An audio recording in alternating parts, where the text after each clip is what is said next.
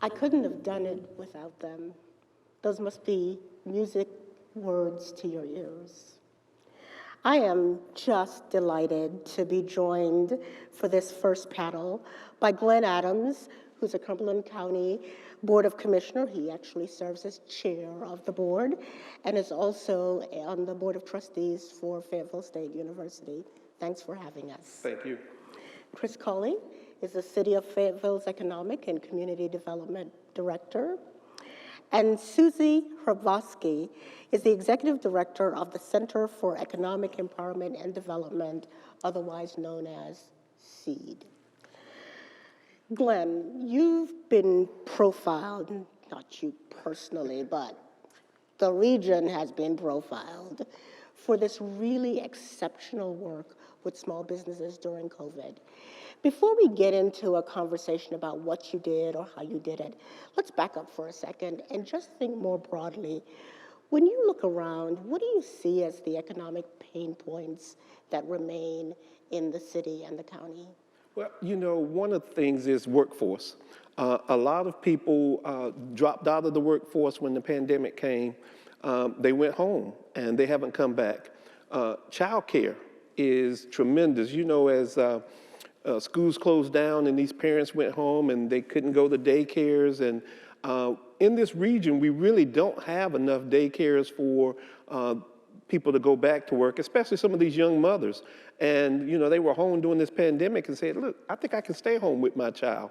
And I think as you listen to everybody on this panel and the next panel, workforce is going to be one of the, trying to get people back into this workforce.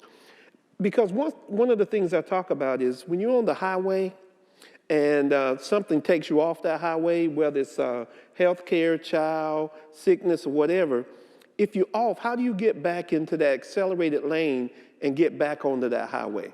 Those are the pain points. And you know, one of the things that I would tell you is that we talked about all of this money that came down from the federal government, the American Rescue Funds. You know, I think all across the state, we all got excited. All the county commissioners got excited. And, but then reality set in. We had to wait for Treasury guidelines on how to be able to do that. And then there were state guidelines on how to do that. But you and your colleagues at UNC School of Government, thank goodness you stepped in. You had us a seminar over a number of days and a number of hours just to be able to do that. A pain point is that we see people out here hurting, and we can't really get it to them as fast as we think we can because of those rules. So hold on to that thought, because I want to come back and talk to you a little bit more about all this funding that's coming from the federal and the state governments and how you're using that to move the recovery forward. But I'd like Chris to pick up on this point about people falling off the highway and not being able to get back on. And in particular, I want to ask you, Chris, about the role of local governments in assembling stakeholders to support economic recovery. Sure, that's one of kind of my personal favorite things about Fayetteville is that about once a month, a lot of the economic development folks, some of the folks I see in this room right now, get together and talk about what are the challenges being faced by small businesses in our community. And we took that same approach into the pandemic when we didn't know what to do. We didn't know how long it was going to last. We didn't know how people were going to be impacted. And we didn't know how far we could push the limits of local government to assist here. And so just like Commissioner Adams just said, the School of Government folks really helped guide that. And Fayetteville is really unique in that we had already had some of these partnerships in place with Fayetteville Technical Community College and the universities, along with folks like Suzy at SEED and our chamber. And we try to keep that the big tent kind of idea. But with that, we also had programs that were already running and helping small businesses. And so it was a quick tweak to kind of change those things towards a pandemic relief. And so we had programs that required a 50% match, and we reduced that match requirement because of the pandemic. And some of that was feedback from partners like Suzy and our chamber and other folks who really understand what small businesses are going through. And how do you get this kind of feedback from your partners? Are they part of this monthly economic development meeting? Are there other formal ways of getting feedback, or are you just bumping into Suzy in the grocery store? She's stopping you in the produce aisle to talk about what the match should be for small businesses. Yeah, well, you know, Fayetteville has that small town charm, but we are getting up there, and so we don't really bump into each other in the grocery store that much anymore. About 207,000 folks here in Fayetteville. So we're getting up there with the big boys, but we do formalize and informal. I would say most of my counterparts in economic development, I've got their cell phone number right now. We talk pretty frequently. Occasionally life gets crazy and we'll have to check in and say like, hey, I haven't heard from you in a couple of months. Texting is very important in this field because it's immediate. Absolutely. But, having those formal structures where we can sit down and have folks come in and have those conversations. Another thing in Fayetteville that has been kind of picked up in a mantle that has been carried forward is the Pathways for Prosperity kind of coalition. And so it's not an organization so much as it is a group of concerned nonprofits and stakeholders, some elected officials and community leaders who get together and we talk about that same getting off the highway piece is what we see is that poverty is generational. And that there are some interrupts that we can put in place that city government is well within our task and our charge to do that can help interrupt those generational cycles. So let me bring Suzy in. So far we've been talking at a fairly high level, but all of us realize that the economic impacts of COVID did not hit all people equally. There were some people who suffered disproportionately. And Fayetteville made a commitment to supporting minority and woman-owned businesses as they implemented their recovery. How did you get to that point, Suzy, and what did you do? I will say that the government here, the officials, listened. That was the biggest thing that happened here in Fayetteville and Cumberland County was we had the closures, right? Small businesses began contacting and calling and reaching out, and what are we going to do? The Small Business Administration very quickly put out a program. And then we found flaws in that program very quickly because everyone was online and everyone was panicked and they wanted to find out what are we going to do? How are we going to manage this? We don't know how long we're going to be closed. We have no income coming in. What are we going to do? Our city officials and our government listened to us. They listened to those cries. And when people went through the economic disaster loan program and they were getting denied, that's when our officials stepped in and they're like, what can we do? And this was even before any of the other federal funding came down. What can we do? What can we do to help? How do we reorganize our resources that we have here? And we did that very quickly. There was a lot of phone calls, there was a lot of Zoom calls, there was a lot of coming together and trying to figure out how does this work? Yeah. And a lot of text messages. There was a lot of those. And, and we were all meeting from our living rooms now and with our kids in the background and, talking to other small businesses that were doing the same thing. And we just came together very quickly and said, this is what we need to do. And we put the parameters in place that we thought needed to be in place. And then when those parameters didn't work, we came back and said, we need to change these. So talk to us about the outcomes of all of this activity. So we funded over 77 small disadvantaged businesses. 96% of them were minority-owned businesses here in our area. To the tune of that, just the bridge fund that we had here was $260,000. But our Women's Business Center, over the time of COVID, between May of 2020 to now, we've done over 1.8 for those small businesses. So anywhere between the COVID bridge loan that we have, getting them PPP, helping them put those pieces together, going online and showing them how to fill out these forms and making them feel comfortable. Most of these small businesses have never asked anyone for help. And for them to come through, you heard that from Ms. Shirley on that video, for them to come in and say, I need help. 30 years in business, this woman has never asked anyone for help. And she didn't know there was help for her. And her job is to do hair, and to do hair well, right? And so I told her, I said, my job is to help you do this and find this funding. And we just connected them to that. And we have a great staff at the Women's Business Center here in Fayetteville. And they all did the same amount of work. We sat down, we listened, we on the phone constantly. You know, there's somebody on the other end to hear them and to pick up the line and just process this stuff very quickly. So we have heard that you all are awesome, yes?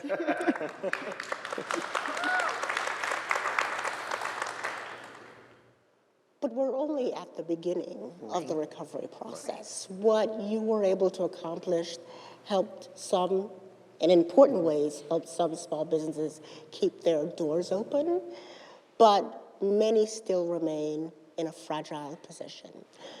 So as you think about the funding that's coming from the American Rescue Plan and other avenues, what's next?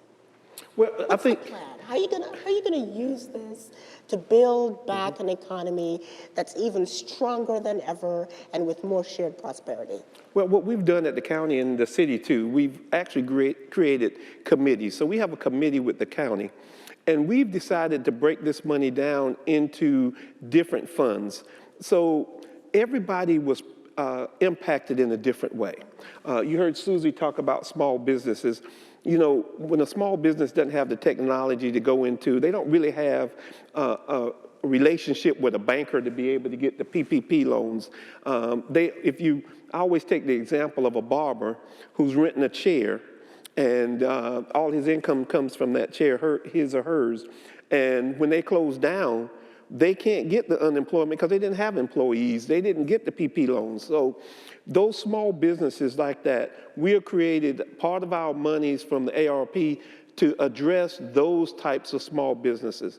Daycares, you know, everybody went home and the kids went home, but those daycares have to come back, because if those daycares don't come back, then again, the workforce doesn't come back. So those were impacted. Nonprofits, you know, during the pandemic, everybody decided I needed to save my money and did not necessarily give it out during the pandemic. I will tell you a success story though. On Giving Tuesday, this community gave $1.6 million to the Cumberland Community Foundation for the help of this community. This community is a giving community. We're not a rich community, but you heard Suzy and you heard Chris talk about, but we do take care of each other. And we will always take care of each other, but it's through collaborations. It's through collaborations with the city, SEED and nonprofits, our universities, our community colleges. That's how we're going to get through this pandemic. And that's how we're going to use these funds to build back even better and stronger in this region. Love it. Chris, we've heard about barbers and small, very small entrepreneurs. We've heard about daycares and nonprofits. As you know, the big consulting firm McKinsey has said every community that is looking toward full recovery has to focus on 3 sectors: manufacturing, retail, restaurants. What are you doing for those sectors? So, you know, yeah, that's critical, right? I mean, that's one of the things that I think is kind of an out of the box here is the biggest economic development effort that Fayetteville has done that I'm most proud of is a $35 million parks bond for this community, to create a community that we're proud of, where when we talk about bringing manufacturing in, there's a workforce here, or that their executives want to live here. That's a huge part of it, and that's a role that the city and county can play in making a community that people want to be a part of. On top of that, you know, we do have incentive programs, and that's another great partnership with the city and the county and our Fayetteville Cumberland Economic Development Corporation.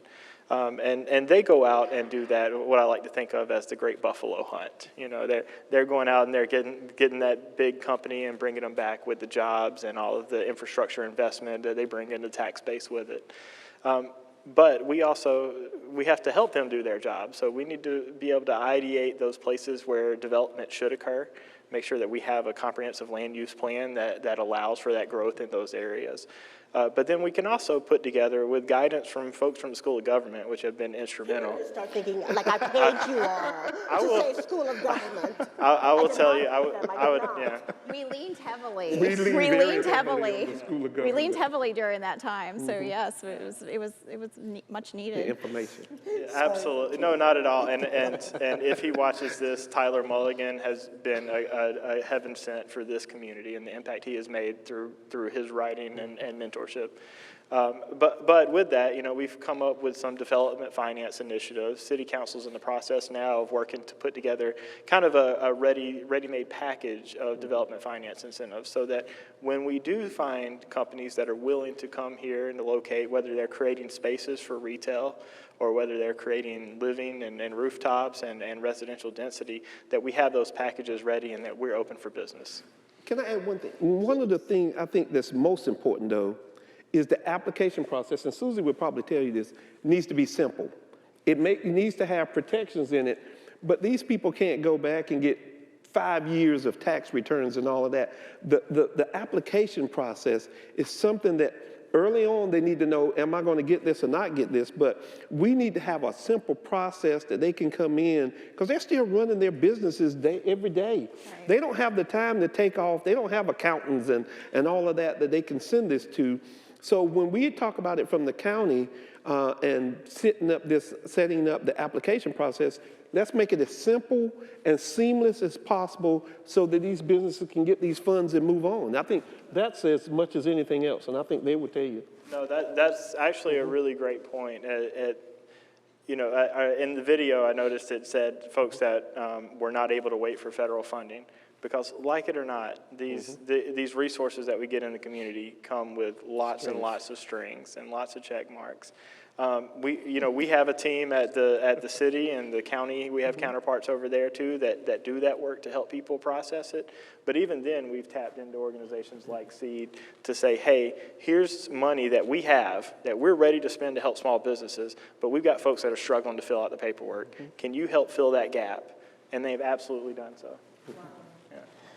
I've got a question for Suzy, and then we will be ready to take questions from the audience. So if you've got questions, please make your way to the microphone.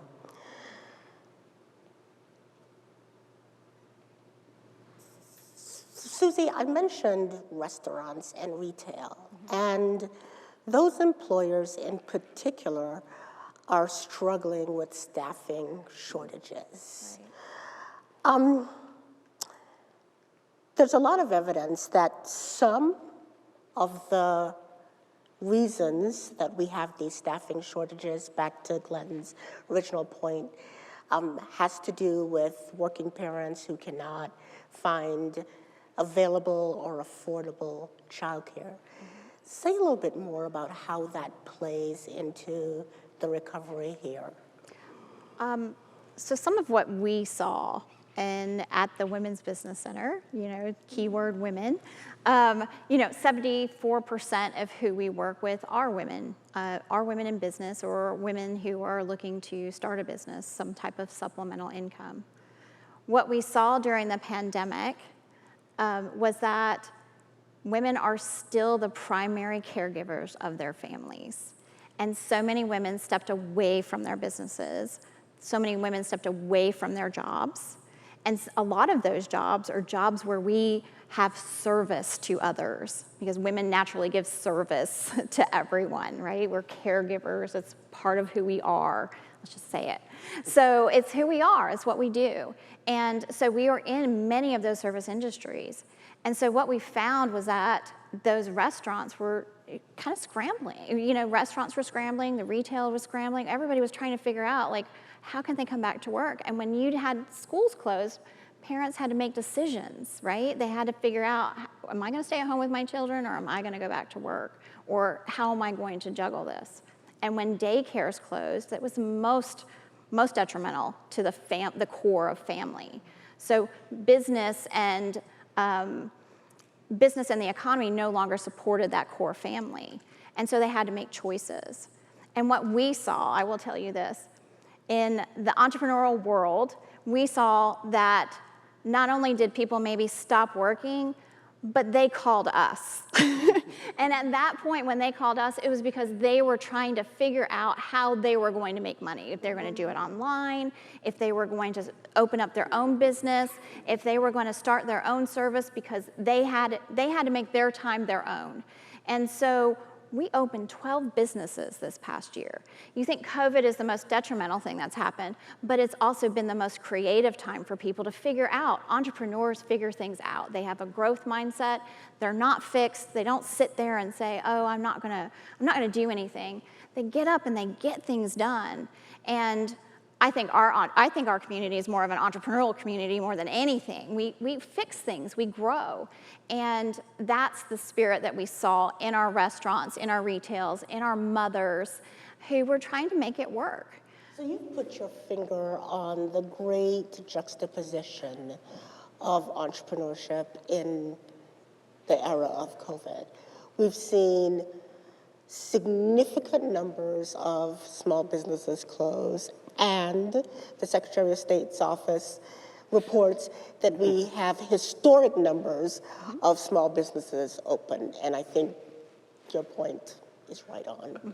And I think, just if I could add this, Yeah, go ahead. at Fayetteville State. Hold 1 second. You can add it, but if somebody has a question, you're going to have to go to the mic to ask your question. Okay, go ahead. And your next panel will talk about this in terms of Dr. Keene and Chancellor Allison, but Fayetteville State has created the Center for Entrepreneurship to be able to help this region and these people as they get into this entrepreneurship. I think Suzy talks about they don't know where to go. And so that center is going to be a godsend for this community, for those entrepreneurs to be able to do that and to grow. Wow. It's very exciting. Looking forward to seeing what happens next. I see no one making their way to the mic, so I will ask the last question. And I'm going to pitch this to you because you actually brought this to mind. You talked about small businesses needing capacities, capacities around technology, and I presume that includes e-procurement as people are opening businesses in their basements, in their garages, in their bedrooms. How do they connect to a broader market? What are the opportunities for supporting that kind of capacity building? Well, I would tell you that this state of North Carolina, with its community college system, it is probably one of the strongest community college systems in the entire country. That's where it starts. They have the workforce development. You'll hear from Dr. Keene. He'll probably tell you as much as I can. But to get those individuals over to those places like community colleges, and as we do this in terms of the city and the county, the problem we have, though, Anita, is that, again, I talk about people having to work Monday through Friday to meet their needs. So we have to adapt now. We have to be able to do things on Saturdays and in the afternoon for these small businesses, because if you run a small business, you're up before 6 o'clock in the morning and you're there at 6 o'clock in the afternoon just trying to do that, get home, feed your family, and then try to get back out. We've got to reinvent how we help these individuals to be able to do that capacity. That means doing some workspace for them so they can come in and have a space to be able to do that, with people there to help them with the technology, to be able to tap into those resources and those grants. It's all about being able to be a resource and creating that resource, and that's what government does. I always say that government, we start the fire, but it's the community that builds the flame. And so SEED and those nonprofits that we're going to take care of, they're going to go in there and they're going to help those folk be able to do that. And from that, this entrepreneurship in this region is just going to grow. You're going to find that Fayetteville and Cumberland County is the gateway to southeastern North Carolina, and it all comes through here. And so that's one of the things that we always talk about. You heard it first here, folks. It all comes through here. Anybody who knows me knows collaboration is one of my most favorite words, and you all are walking the talk when it comes to collaboration. It has been such a pleasure to spend some time with you and to be able to share this story of what's happening in this region with the rest of North Carolina. Thank you so much. Thank you. Thank you. Yeah.